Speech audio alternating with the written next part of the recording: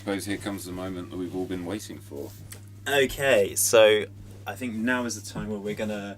So what we've done is we have both individually ranked the 8 Best Picture nominations from worst to best. This was another idea that... This was my idea, and it's genius. And to add some kind of suspense, even though I feel like we both know each other's lists, we've asked a third party, shout out to Sam and Imogen. Oh, I was going to say who went unnamed. But, yeah. It was Sam and Imogen, everyone. We've combined our lists, so you're about to hear our combined ranking of the Best Picture nominations from worst to best. I think we need a small disclaimer, which is that we do actually like films and we do enjoy films. Contrary to popular opinion. But it's just, these ones are just a bit shit. They're just shit, awful. Yeah. No disgrace to anyone who enjoyed these films. It's just that your opinion is wrong, and we need to prove to you why it is. Well, yeah, I think it's fair to say that this is the weakest lineup of Best Picture nominations I think in some time. I'd say since the nerd in me is saying since 2011, which was a really, really poor year. They had things like War Horse and Extremely Loud and Incredibly Close. The Artist won. I think the only film I enjoyed that year, which was nominated, was Midnight in Paris. Right. And even that is kind of, you enjoy it more than it's like a masterpiece. But yeah, anyway, we'll get right on it. So in 8th place, I'll say already... Let's hedge our bets, ladies and gentlemen. How much do you reckon Rami Malek's around the corner? Oh no. So you haven't actually seen this all the way through, have you? I've seen chunks again. Chunks that proved to me what kind of film it was. From what you can describe, it would seem very accurate. Okay, and very much in last place for me is Bohemian Rhapsody. Bohemian Rhapsody. Oh, but Joe, it's so fun! It's so fun! Don't you like Queen? I thought you were a big Queen fan. Yeah, the problem was I don't That's like the problem. Queen. No, I love Queen. Queen are amazing, and I love all their songs. It's just this film does them no justice at all. Sucks. So yeah, a bit of, obviously, I think most people know, considering that it's one of the highest grossing films of the year, which is kind of terrifying. Hasn't it officially become the highest grossing music film? Probably. It's probably something depressing like that. So yeah, the story of Freddie Mercury and Queen, sort of about... Fictionalised. Yeah, sort of... to put it lightly. Kind of about everything, and simultaneously about nothing. It was directed by Bryan Singer legally, twat, with Dexter Fletcher stepping in, I think, approximately 2/3 into the shoot, he said in an interview. Shall I start by talking about like the historical... Is it best that he didn't get his name associated with this dumpster fire, or is it... Dexter Fletcher? Yeah. Maybe he's dodged a bullet. We're all saying, he should get credit. This is the one thing that I actually think, to be fair, like, so I watched Bohemian Rhapsody in the cinema, and I think I found out after Best Picture, and I think we're going to talk about it as a Best Picture nomination. I think in the context of all films, it isn't rubbish, travesty. But it is probably the worst film to be nominated for an Academy Award for Best Picture in just ages, because it's just really, really doesn't feel like it's made with like any... One of our other nominations will be competing for that. I think 2 of them actually. Try 4 of them. But yeah, I think one of the big things that people have been debating, I've seen debates about it online, are sort of historical inaccuracies. Oh, yes, yeah. And I think we'll explain that fundamentally isn't the problem, because my favourite film of this list also clearly has historical inaccuracies.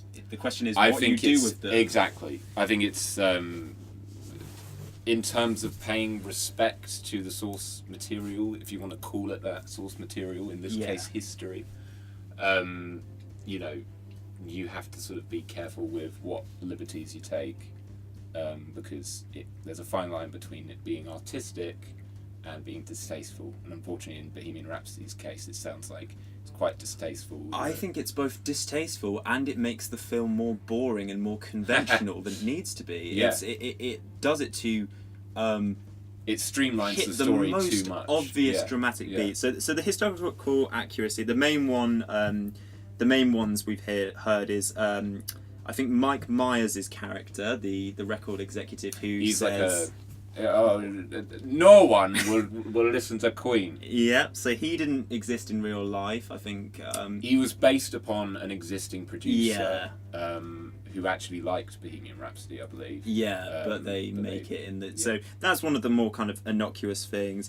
One of the huge things, this is the biggest, most heinous one, is the band never broke up prior to Live Aid, and yet that's the kind of main source of conflict in the last third of the film. They break up as a big dramatic moment. It's like, Freddie, you're going too far, mate. I don't have time. And yeah, so that didn't happen. Paul Prenter was considered a bad influence on the band, but never to the extent that he's depicted in the film. So he's kind of the big villain of the film. He's a sort of an assistant record producer, and he's revealed to be gay as well as Freddie. And isn't there like a sort of question of how much the film demonises Freddie himself as well? I think I genuinely think there is. I think a lot of people have said that Brian May's fingerprints are all over this film. Yes, I think him and what's the other one called? There are two of them. Queen drummer. Yeah, I do Queen, like Queen. Queen frontman.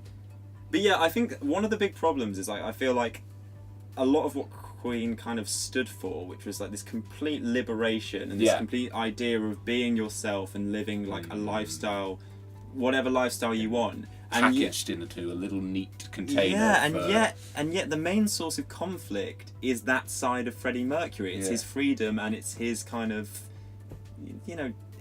experimentation, and the fact that he kind of hung out in gay clubs, and that's and I really think that is kind of demonized.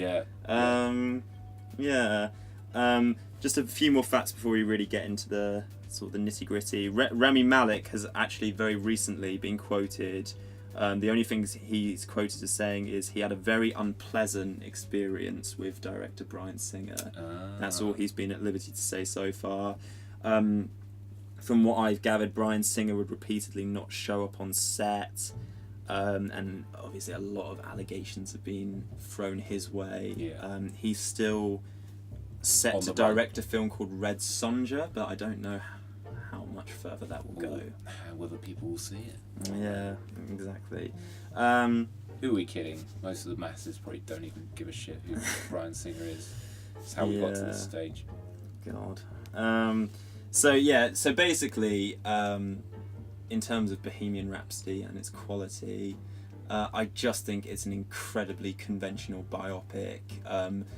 The first 2/3, they're done with like I said earlier, some energy, some pace. The bit where they're recording Bohemian Rhapsody. But that's the thing, how much of the energy comes out of the atmosphere of Queen and the music, and how much of it actually comes out of the script and the...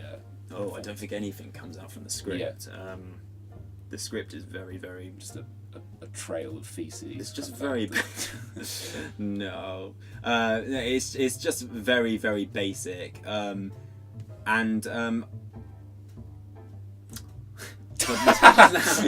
sound so disappointed. It's almost like you're expecting a good Queen song.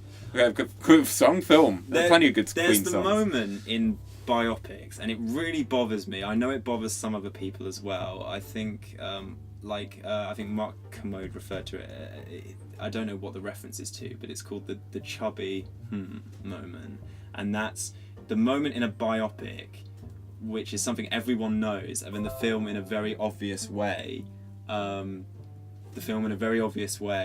kind of brings that scene into fruition. So that happens all the time in Bohemian Rhapsody in terms of the band coming up with the songs. So I think the ultimate chubby moment, you're going to have to edit this because I'm all over the place. The ultimate chubby moment is, I'd say, in one of the better biopics, which is The Social Network, which is when Jesse Eisenberg as Mark Zuckerberg is sat in a class and he's a bit like moody, and then one of his friends runs in and goes like, "Oh Mark, there's this girl I really like. She's I'm really attracted to her. Do you know if she's seeing anyone?" And then Jesse Eisenberg's like Daniel, people don't just walk around with a sign on them saying whether they're in a relationship or not. And then he runs.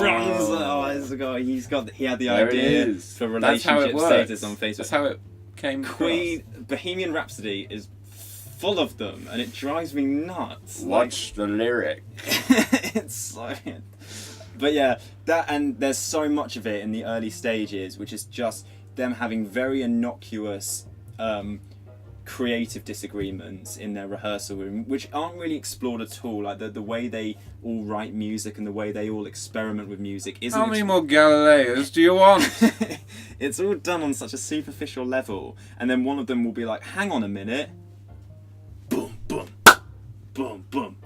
Oh, it sounds like a good song. Let's write this one. And they'll be like, "Oh, actually, that's," and then like people will be like, "Oh, that's not Queen, that's not Queen," and then they'll start doing it, and they'll be like, "This is Queen," and it's just like, oh my god. Yeah. Because we knew back then what was Queen. In terms of what's good about it, I do think Rami Malek is good. I don't think I wouldn't agree with him winning all the acting awards. There's a performance that's coming later on that I think is actually a lot better and a lot more. There's a few performances, I think, but yeah, he does lift it beyond the material. Considering the script he has, Yeah. and considering how messy I think the portrayal of Freddie Mercury actually is, he actually adds quite a lot of some nice depth to it, and a nice vulnerability which he completely wears on his face, and he wears in the way he holds himself. Yeah. He's an interesting choice for the character and the person. So yeah, Rami Malek's performance I think is pretty good. I think the other performances in the film, you never know really who's sort of at fault, but they're pretty unremarkable. I want to give out a negative shout out because this is a little bugbear of mine. Do you know Aidan Gillen? Vaguely. So he's the guy who plays Littlefinger on on Game of Thrones. Yeah. And he's in a number of films recently. I think you mentioned this. He drives me crazy. Nuts. Yeah. He just he is always kind of brings the same energy that he brings to Littlefinger, which is that he's like slightly suspicious and slightly conniving, even if that has nothing to do with his character. Who does he play in Bohemian Rhapsody? He plays Queen's initial manager. I can't remember what his name is, but there's a bit where they're meeting him outside in a pub, and it's the bit where Freddie shows up and they're like, "You look like an angry lizard." Have you seen that in the trailers? I've seen a bit of the sort of. I don't think I heard that line. But they're basically like, "Oh, here he is," and it sits down and it's Aidan Gillen, and he's like, "So, who is Queen?" And it's like, "You're not in Game of Thrones." Yeah. Stop it. Maybe he just came across from the set that day. I don't know if I'm overly harsh on him, but I think he's just brings maybe the same energy. He needs to be put in his place. Clearly. But he's just in everything, and it really distracts me. And I would have loved Goddamn to film Samuel on Jackson, and he's everything, and it really distracts me. Yeah. So a lot of kind of annoying or average sort of supporting performances, I think. It all comes together in a very average package that doesn't deserve to be Best Picture, or it isn't Best Picture material. And I think the historical inaccuracies are interesting, but I think the effect that they have on this film is that they both make the film more streamlined and more conventional when it shouldn't be that. But it also makes it, I don't want to use the word offensive, but I think takes away from sort of the spirit of the band Queen, in that it slightly demonizes Freddie's lifestyle, makes it all about the fact that he made a mistake by being, by going too far and being too kind of flamboyant.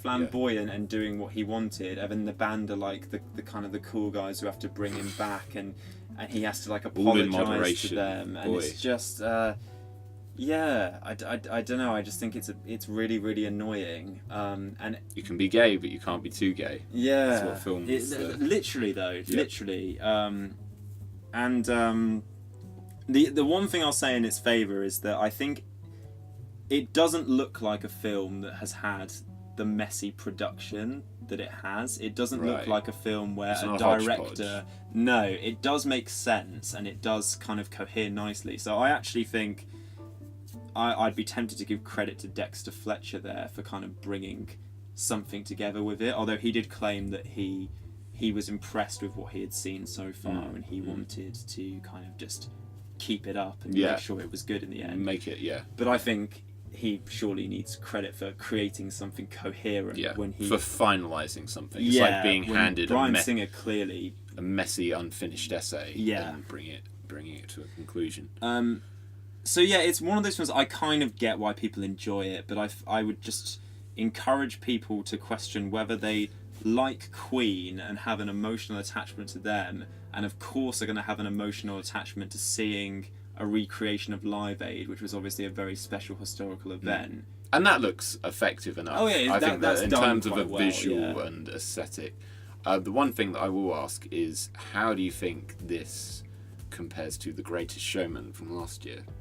In terms of a musical film, which makes a very commercialised package of some very serious issues. I think they have a similar effect in terms of what they both lack is a real sense of grit, and I don't think... And consideration as well. Yeah, they're both in trying to appeal to everyone, and in trying to like smooth down the edges, and cut out the more difficult sides of the subject matter.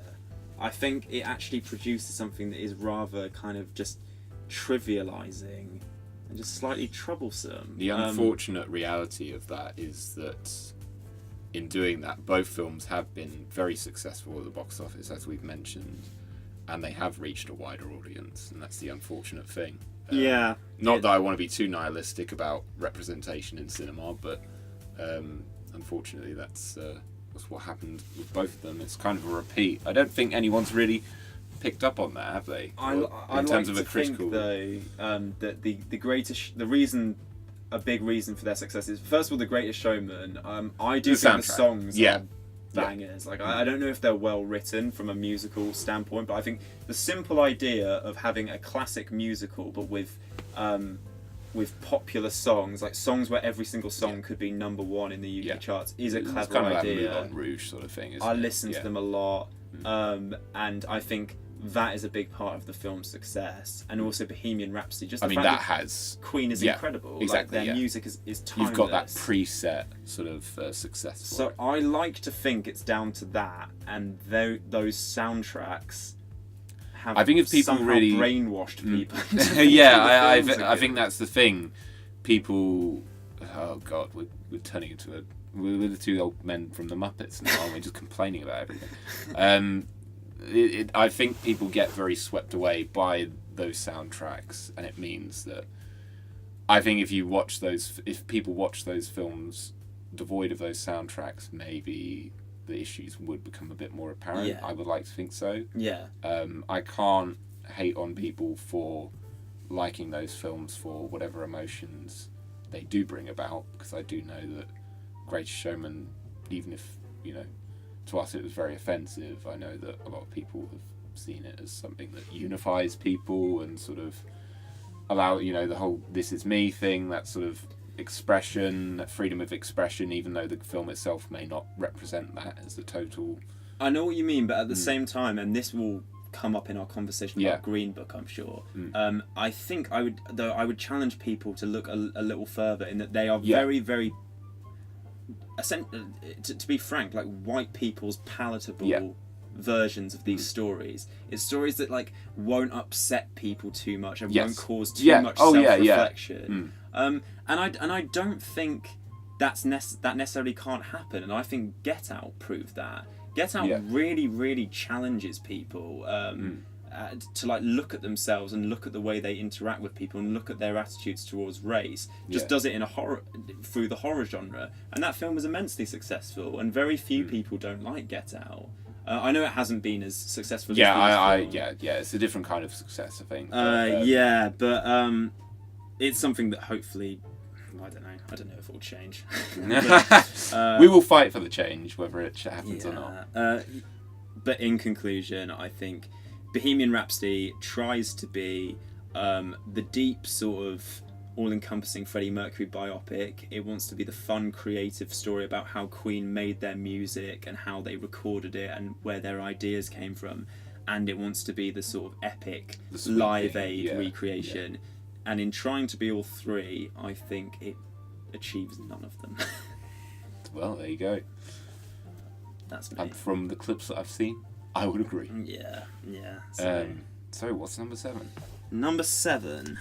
I reckon there'll be some ties. Okay. Number I 7. I can see it from here.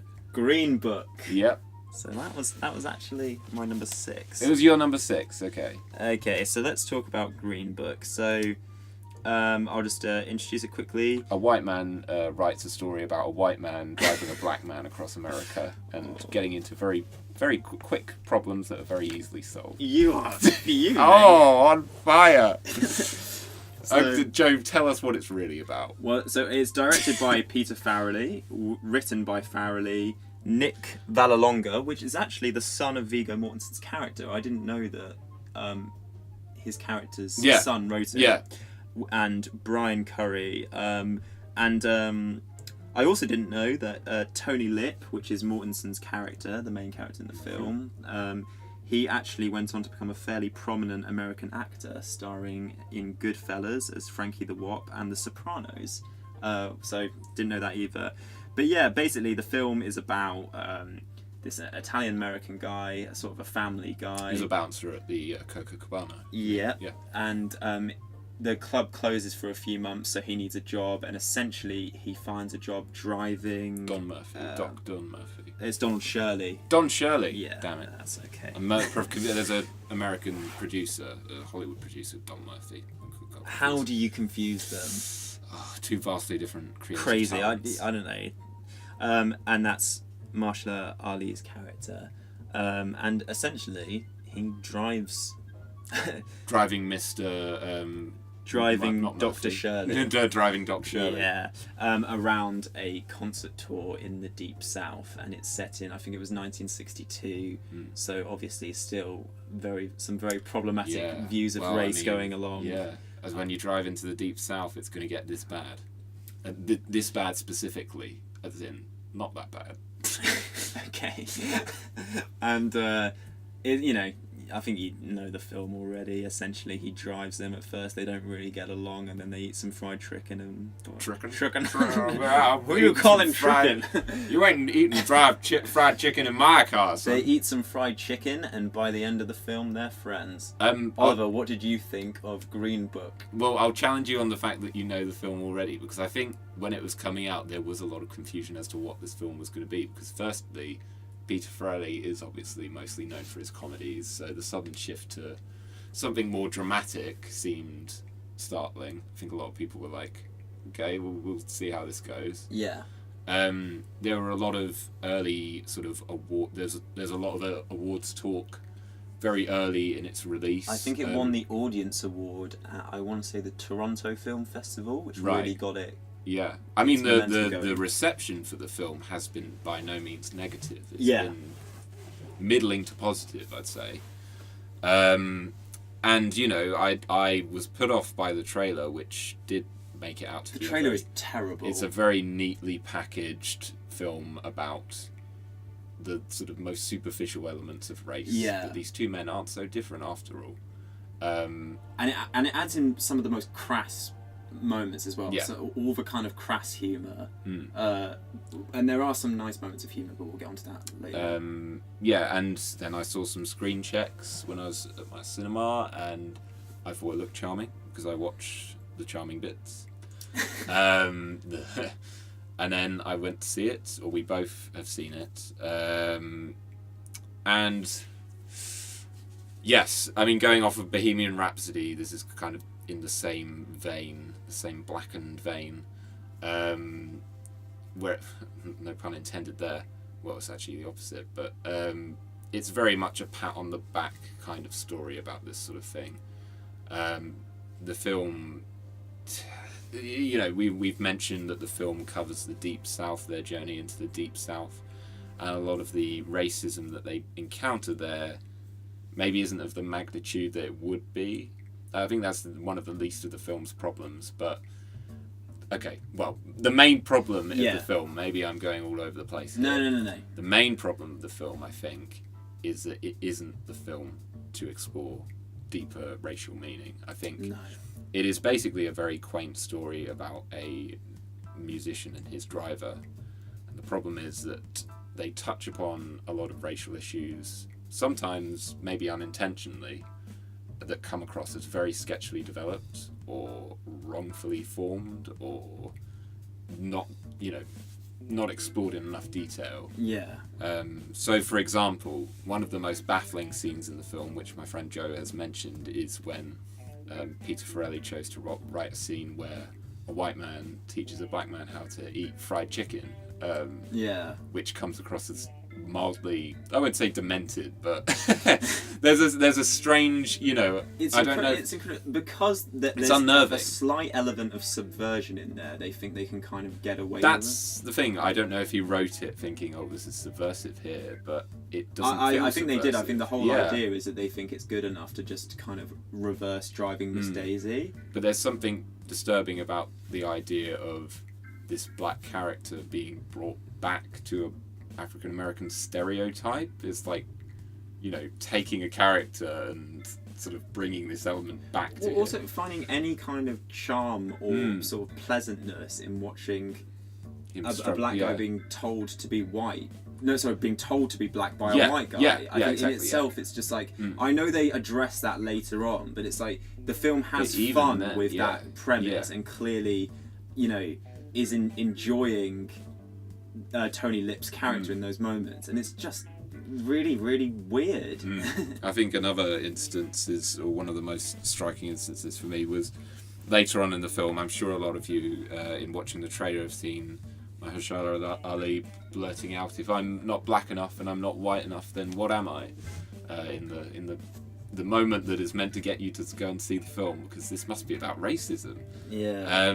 But in that very scene, he explains about how, as a black musician, especially when touring the Deep South, he's sort of brought up on stage and championed for a few moments, and then he goes back to being just another black musician. People pat themselves on the back for him being paraded as this musician, and then he goes back into the background once they have finished patting themselves on the back. And that seemed like a very odd summary of what the film actually is. I think you're completely Yeah, right. It's something that I think that's the very definition. We were talking about The Greatest Showman and Bohemian Rhapsody earlier. It is just a palatable race story. It does nothing to really challenge people. It's reassuring. This I think is my main criticism of the film, in that essentially the Tony Lip, so Viggo Mortensen's arc in the film, is that he at the beginning he does some things that are like appallingly racist. Like one of the first things you see him do is he watches his wife serve two black men who are fixing the sink glasses of water. He watches them drink it, and then when they leave, he puts the two glasses in the bin, which is just just flat out racist, and it establishes something about his character. So you're like, okay, where's he gonna go? And then by spending more time with Donald Shirley, Mahershala Ali's character, he starts to like him and starts to kind of, what the film does is bring about the idea that his arc is that he becomes less racist by spending time with him and learns to accept people's differences and learns to just be more open-minded.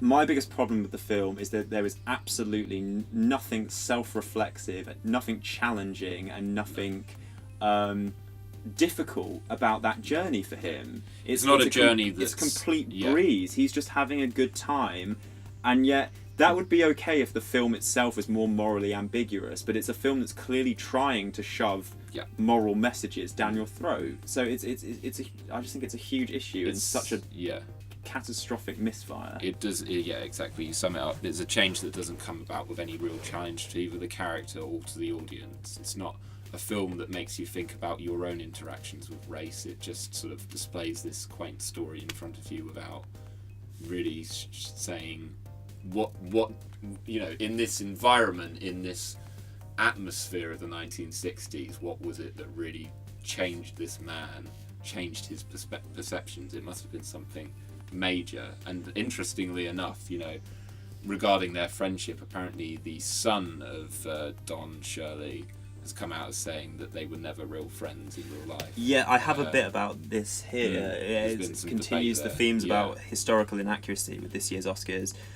So a lot of the family of Dr. Donald Shirley have claimed that the film is, the quote is full of lies. I think it's, so these range from the idea that the film presents that Shirley was estranged from his family and other members of the black community, and also the fact that he'd never eaten fried chicken before. That was refuted by his family.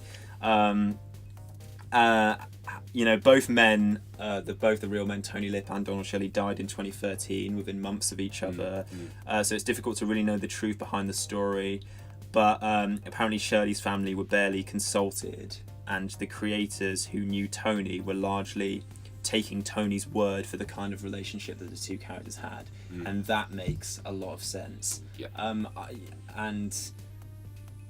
It's just the thing is, it's like the film is selling itself as this big kind of, people aren't black and white. There's a grey area, and yet I think that's the problem I had. It's less that, and it's more the film is selling itself as this sort of quaint,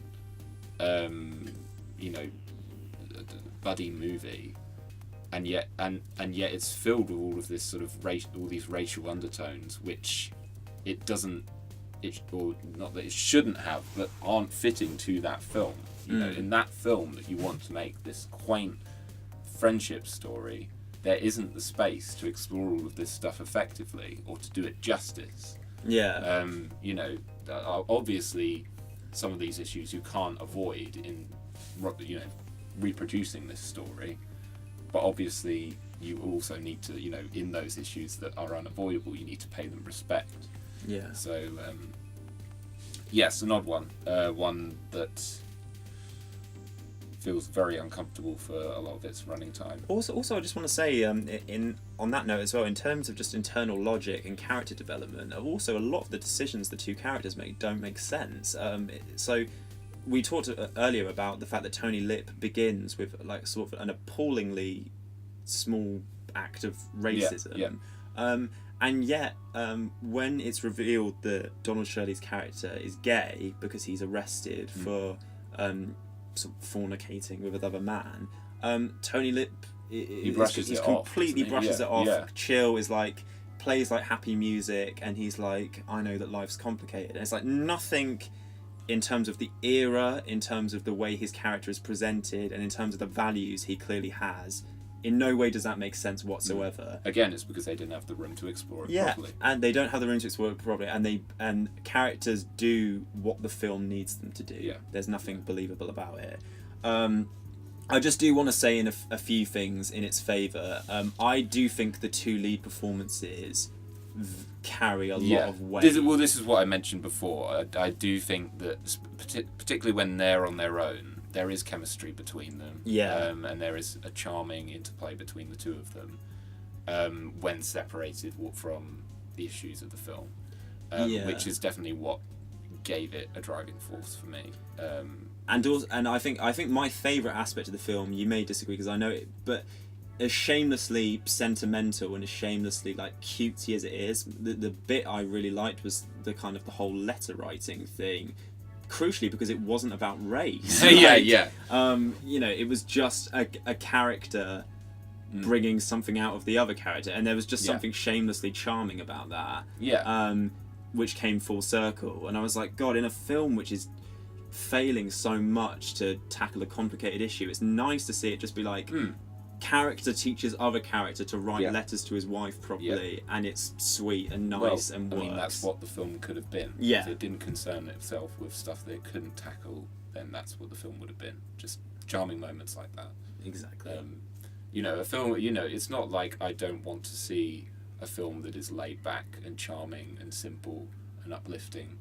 It's that I don't want to see that sort of thing fail at, embarrassing people by taking on issues bigger than what it is. It could have been very nice. From what I saw, I was hoping that it would be that kind of film, a sort of laid back character piece, but there's a lot of grit under there, of dirt under the fingernail. which it won't explore. Yes. So, should we move on to number 6? What is number 6? I think we know what number 6 is. Oh my Do we? god, it's Vice! Oh, yeah. Was Yeah. that your number 7? Yeah, that was my number 7. Okay, so we I swapped enjoyed around. Green Book more. Really? Yeah. See, I actually thought Vice felt more coherent in what it was about. It was just quite uninteresting, if that makes sense. See, I kind of... I think coherent is not the word I'd use. Oh, to describe Vice. no, that is the incorrect word. I would say it had a... Oh... I don't know how to It had describe higher it. aspirations. Yeah, I think it was at least willing to tackle what it set out to tackle. It's just that it didn't do so very effectively, if that makes sense. Yeah, I very much wavered Yeah. between them, if I'm being honest. I just found Vice very, very frustrating. So I'll just briefly introduce it. So it's written and directed by Adam McKay, who did The Big Short previously, and also Anchorman and Anchorman 2. So he, like Farrelly, he's one who went into from sort of very mainstream comedies with like... Well, Vice Will is Ferrell. very clearly in the vein of The Big Short. Yeah, It's very absolutely. like a deformed half-brother. And Adam McKay's sort of become a bit of an Oscar darling. This is his second director nomination for these films. Story of Vice President Dick Cheney, Lynn Vincent Cheney, his wife. He started working for Donald Rumsfeld, played by Steve Carell, and it's basically about same as the Freddie Mercury thing, Dick Cheney's whole life, really, his whole kind of political career. So what did you think of it? Well, I think one of the main problems that stuck out to me was that it, not to go too much into problems, it jumped ahead in sort of fits and starts. I think, when you are covering someone's life, there are holes that you need to fill in order to make it feel complete. I think especially at the beginning, it leaped a lot. It was the whole thing of like Dick Cheney being this sort of... He was in... it wasn't Harvard, it was... Yale? Yale, that's it. Yeah. And, he's kind of the... not the dunce of the class, but he's clearly not pulling his weight. And I don't feel like there's enough to fill the gap of what happened there. How did he suddenly jump up? There are scenes of him sort of receiving these chances and getting in on these chances along the way. There's not enough to sort of fill the gap of what was the journey there.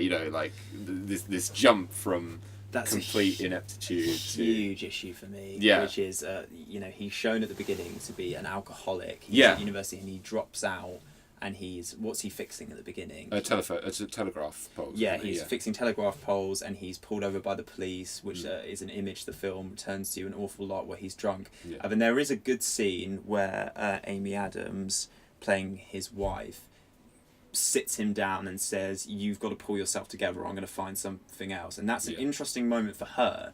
But then it's like 20 years later, and he's the man that he will be for the rest of the film. And it's disappointing for her as well, because it's interesting because she very much establishes herself in that scene of what she expects from him and what her sort of aims are. Like, what is she wanting to get out of a relationship? There's an element of like power play there of what she wants. Yeah. And it's not really touched upon for the rest of the film. She becomes the supporting figure. Exactly. And I think she's actually the most interesting character in it. Possibly, one of the most potential. Yeah. I think but saying that Dick Cheney becomes the supporting character. Yeah. But, anyway, sorry. I think one of the things that you've touched on is and it's something that I think is kind of annoying, because it makes you be more careful about talking about the film, is that the film seems to address so much of the criticisms you could level at it beforehand, and it really makes a point of the idea that they weren't able to get inside the head of Dick Cheney. It says at the beginning that they don't, we tried our fucking best to get it.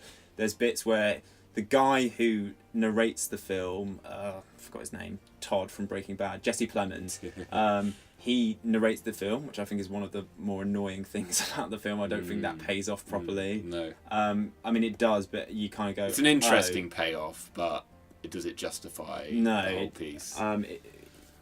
They're there, he's there just to make things easier, but that's something we'll come to.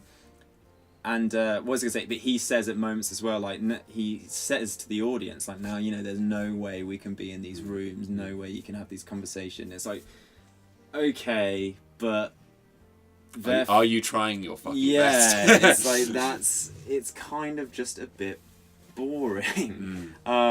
I just want to read some of the facts because I think that this will lead us into talking about more all stuff. about the leads. Good segues.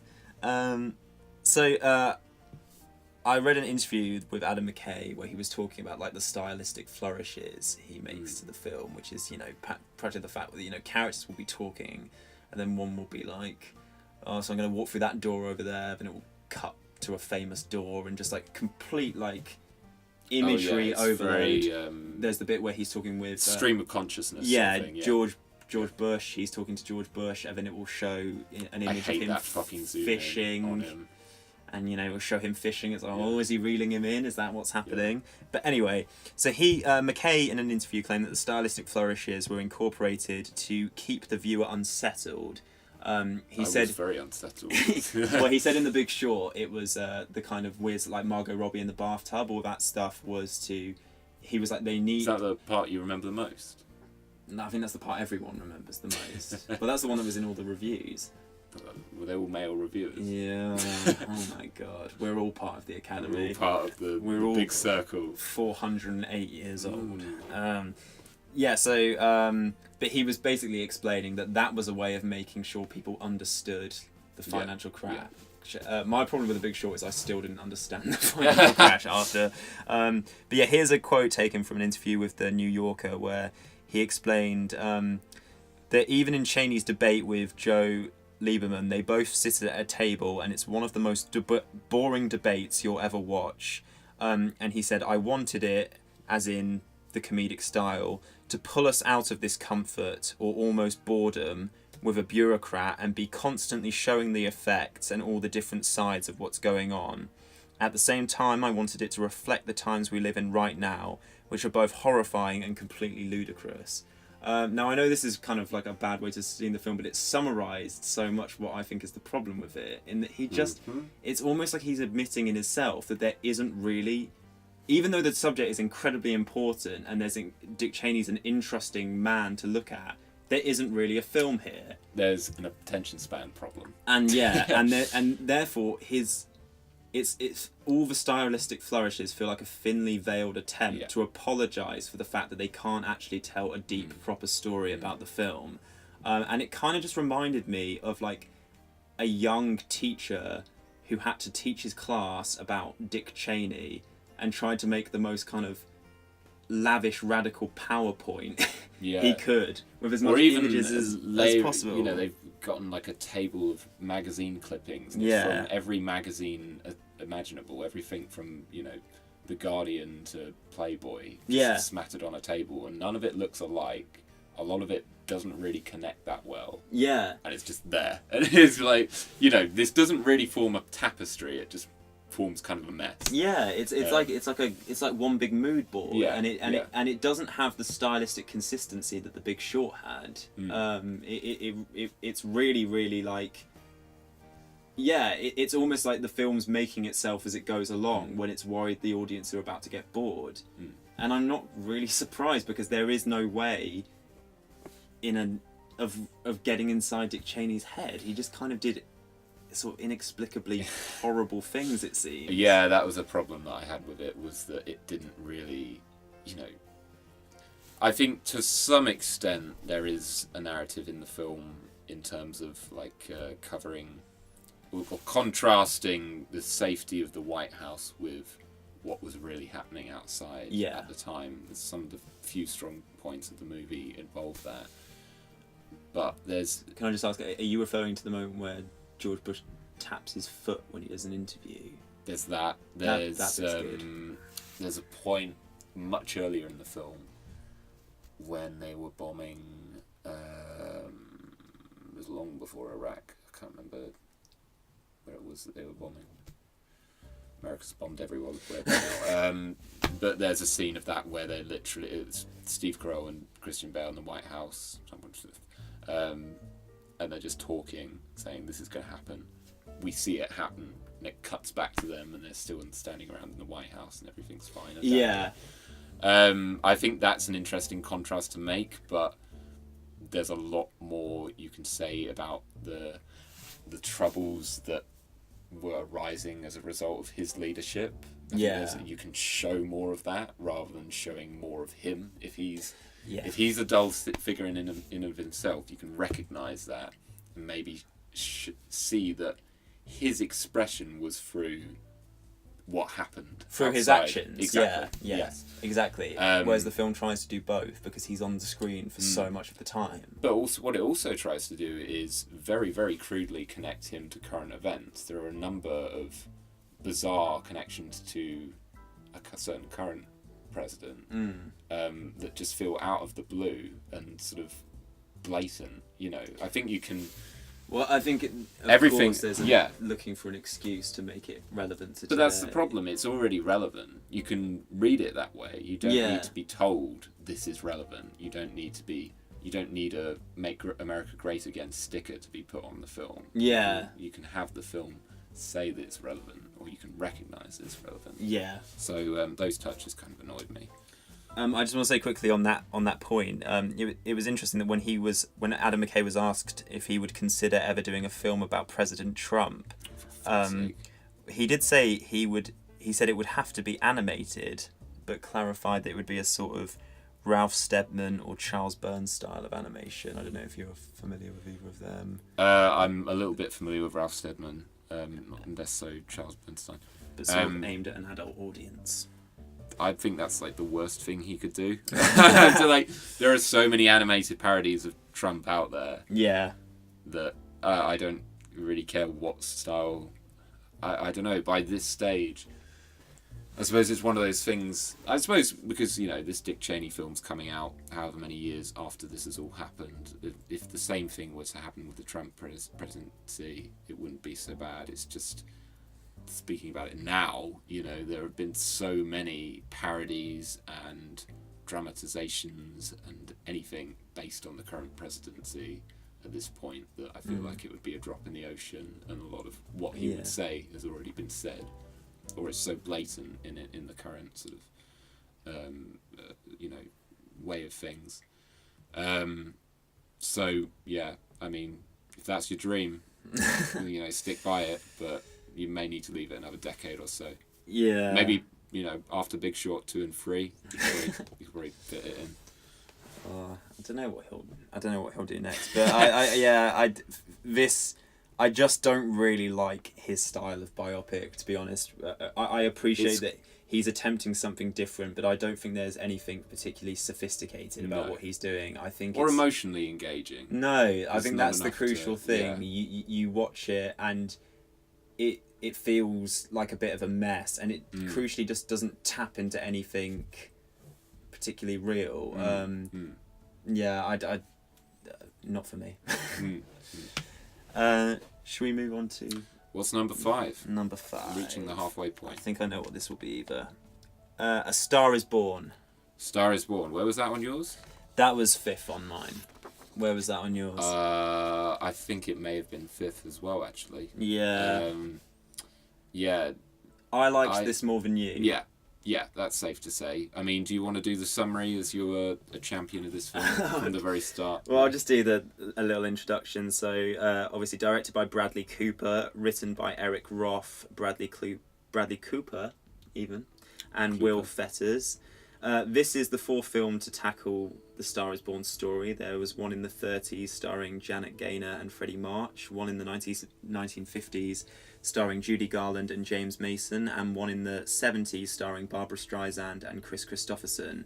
John Peters. Shining moment. We'll hear more about him later, yeah, folks. He's insane. So this version was originally going to be directed by Clint Eastwood. The idea was that Beyonce would star opposite either. Some of the actors thrown into the mix were Leonardo DiCaprio, Christian Bale, Will Smith, or Tom Cruise.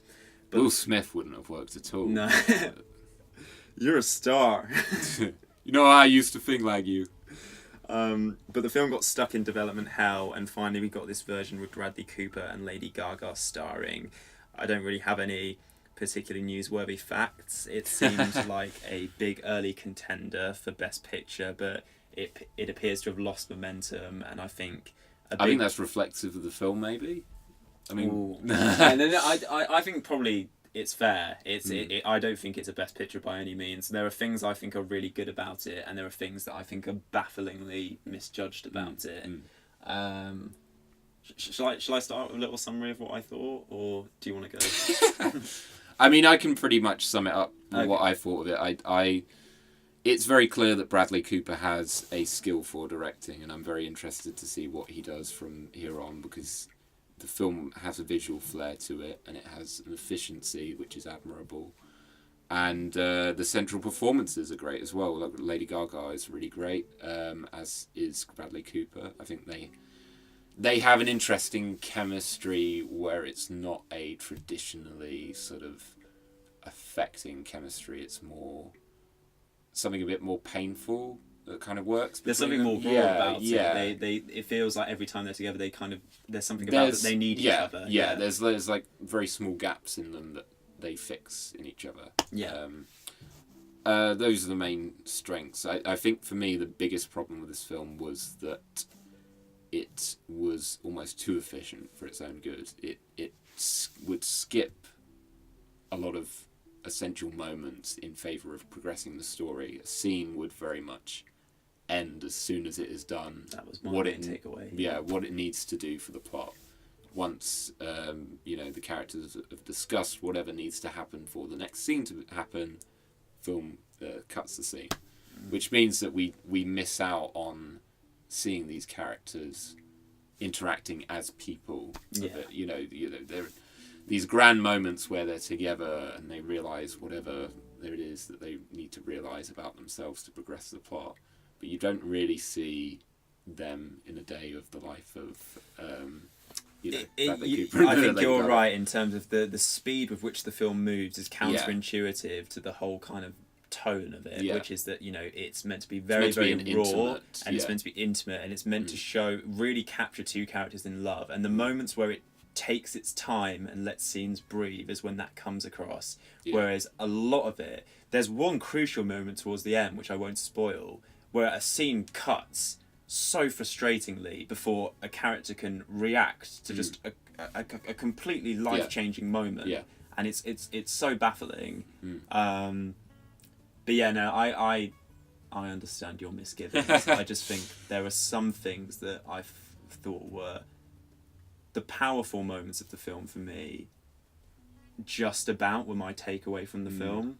I think that's what is interesting as well, because that feeds into the soundtrack as well. Like some of the songs are well written, some of them kind of washed over me, but I think it's interesting that by the end of the film I wasn't feeling that much emotion towards it, but the very last song still brought me to sort of the border of tears, because it's it's kind of, whether you realise it or not, this big outburst of emotion. It's kind of that classic idea of manipulating the audience, not necessarily in a sinister way, but pulling the strings so as to get the right reactions at the right points, the low, the highs, the final climactic sort of outburst of emotion. So you can tell that it is effective at points, but it doesn't do more than that. It's very efficient in terms of we need to hit these points, but it doesn't necessarily say what do we need to say at these points. Okay, yeah, that makes sense. You look at me shiftily there. No. I think you're right. Yeah. I think for me a big thing that brings it together, I do think Lady Gaga is fantastic, and I really liked Sam Elliott as well. But I really think Bradley Cooper's central performance is what was the streamline for me. Like I connected with his character quite a lot. You mean the through line? Through line. Sorry. It's a streamline through line. Oh my god. But yeah, he was just. I thought it was just a really really great performance, and sort of. The only word I can say is like a proper performance. Like he really embodied a character. He really became someone else. You could you could sort of smell the alcohol and see just how world weary he was. And yet you could see that there was ultimately something kind about him, and there was just. I feel like his motivations were always weirdly clear, even though the story and what happens sometimes attempted to counter that. 'Cause he does some weird things, his character. He didn't slip into the realm of caricature. No, like a he rock didn't. star. And there's some scenes later on where he hits his sort of lowest depths, which I thought were the most powerful moments in the film. Particularly the scene at the awards ceremony where he kind of makes a fool of himself. There's there's just something so sad about it. And I think my takeaway from the film is that I put the images of those really heartbreaking scenes to some of the songs, particularly Shallow, which is the first song they sing together. And there's just something really sad about the highs of their relationship and the lows of their relationships clashing together. Them never quite getting that never truly retribution. being able to sort of be completely happy, and yet you see that they're both trying so hard. It's feasible, but it never happens. So I think crucially that there are moments in it which I think are very, very powerful, but I completely agree that my main problem with you Oliver. You have a lot of problems with me, but the main one is it's the same as you, and it's that scenes completely end before they should. It has the pace of an action film, and it just it's completely at odds with, like you said, developing the characters and just showing these people in their most interesting form and in their most interesting state, I'd say. Do you think we're done on Star is Born? Maybe. I think John Peters could be angry. Oh God, yeah, we've got to talk about John Peters. What baffled me when this film was coming out, for those who don't know, John Peters is a infamous Hollywood producer. He produced the first Star is Born. Sorry, not the first. The 70s Star is Born. Third. And he was actually considering starring in it before it was found out that he couldn't act, dance, or sing in that order. And they also considered Elvis Presley for that film, which apparently was a major loss because he was at a very low point in his career, which ultimately decided that he couldn't be in that film. But it would have been very self-reflexive and quite interesting to see. Anyway, John Peters, he's produced numerous films, including Rain Man, American Werewolf in London, Superman films, Batman 89. He actually owned the rights for Superman in film for some time. And it seems like he has some stake in the rights for A Star is Born because... and also he almost bankrupted Sony, just throwing that in there.